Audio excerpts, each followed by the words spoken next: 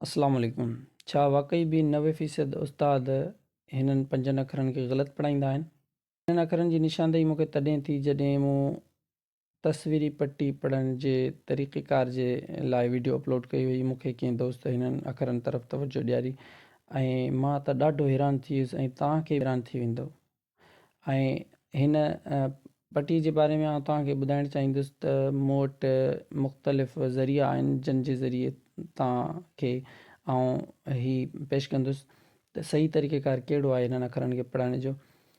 उन लाइ मुख़्तलिफ़ ज़रिया आहिनि मूं वटि।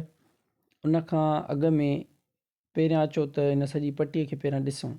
हीअ आहे सॼी पटी अलिफ़ हक़ बेबदक वारी। हिन अलिफ़ हक़ ऐं बेबदक वारी पटीअ खे 2 दफ़ा ॾिनो वियो आहे सिंधी ॿाराणी किताब में। पहिरियों दफ़ो तस्वीरुनि सां गॾु ऐं ॿियो दफ़ो बिना तस्वीरुनि जे। तस्वीरी पटीअ खे कीअं पढ़ाइजे उन जी वीडियो जी लिंक तव्हांखे डिस्क्रिप्शन में मिली वेंदी। लेकिन पटी जॾहिं आहे त उन जे हूंदे हीअ पटी छो ॾिनी वई आहे? असुलु मक़सदु इहो आहे त हिन खां अॻु जेका तव्हां पटी ॿार खे पढ़ाई आहे उते ॿार तस्वीरुनि खे ॾिसी करे अखर जो आवाज़ु सुञाणे पियो ऐं हिते ॿार अखरनि खे पढ़णु लिखणु ऐं यादि करणु सिखंदो। खे हू पोयां सही नमूने सां पढ़ी आयो आहे त हीअ अखर हुनखे बिल्कुलु पढ़ण में आसान लॻंदा ऐं हू पढ़ी वेंदो ॾिसी।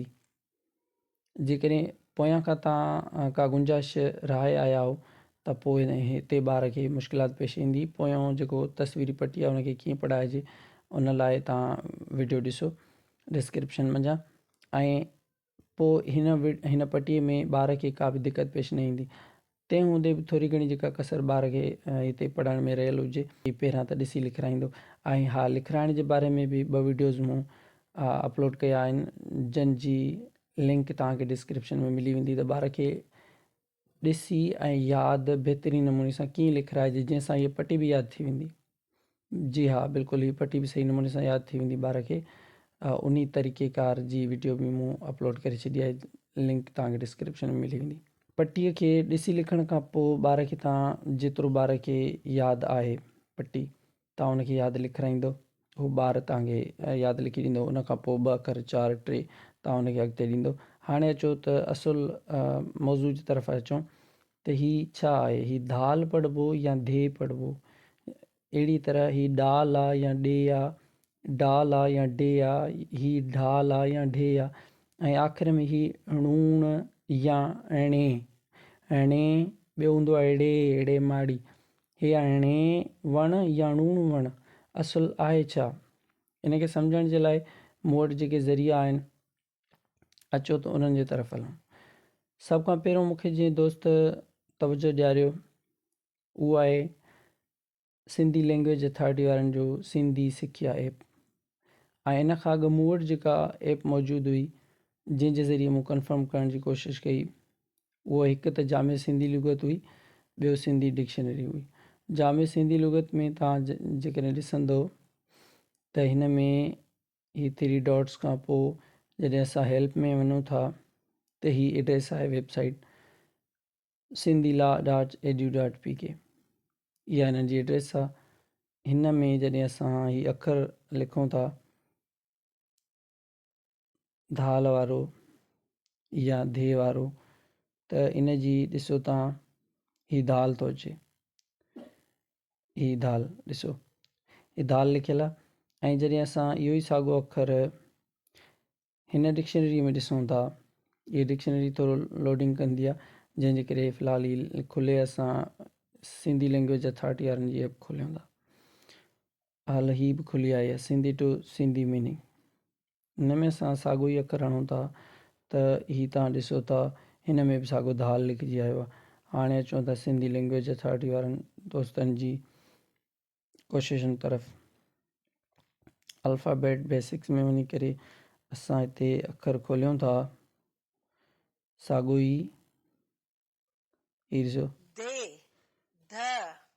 आवाज़ तव्हांखे सम्झ में आयो हूंदो त ही कीअं था पढ़नि हिन अखर खे। उन खां पोइ वरी 2 नंबर ते जेको अखर आहे जंहिंखे डाल या डे त हिते ॾिसो ही ॾे वारो उचार ॾिए थो। ही बि जामे सिंधी लुग़त वारो इहो ई थो ॾिए ऐं ही जेका सिंधी लैंग्वेज अथॉरिटी वारनि जी आहे, इन जो बि तव्हां आवाज़ु ॿुधो।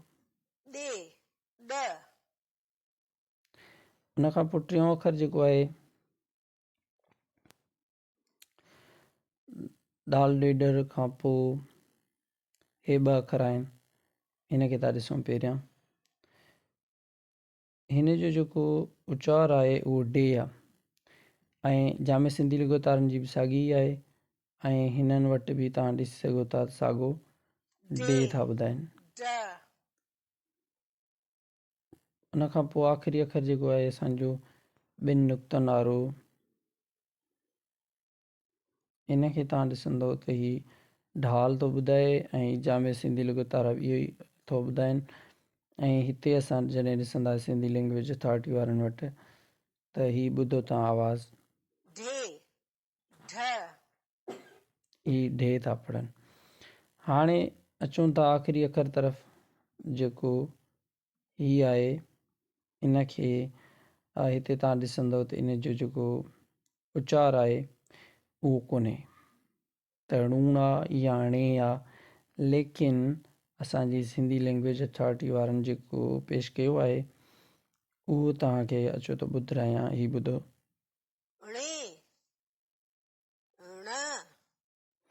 ही णे था पढ़नि। हाणे ही सिंधी लैंग्वेज अथॉरिटी वारनि जो आहे ऐं हू जेको आहे पंहिंजो हिन खे असां कोन ॾिठो हुओसीं, हिन खे ॾिसूं था त ही कहिड़नि दोस्तनि जी महिनत आहे। ही ॾिसो, ही आहे मोहम्मद इब्राहिम मेमन साहब जिन इन सॉफ्टवेयर खे डेवलप कयो आहे ऐं जामे सिंधी लिखोत वारनि जी थोरी ज़्यादा जेके तव्हां मालूमात ॾिसणु चाहियो त ही असां अचूं था हिते सेटिंग्स में ऐं अबाउट में था अचूं त ही ॾिसो तव्हांखे इन जी अबाउट में तव्हांखे कुझु तफ़सीलात नज़र अची रहिया आहिनि। हाणे हिकिड़े पासे ही आहे, ॿिए पासे सिंधी लैंग्वेज अथॉरिटी वारा आहिनि जेकी इन्हनि 5 अखरनि मां हिकिड़ो अखर त क्लियर न आहे हिननि डिक्शनरियुनि में त उनखे कीअं पढ़िजे, लेकिन बक़ाया जेके 4 अखरनि मां 2 अखर जेके आहिनि उन्हनि में इख़्तिलाफ़ आहिनि।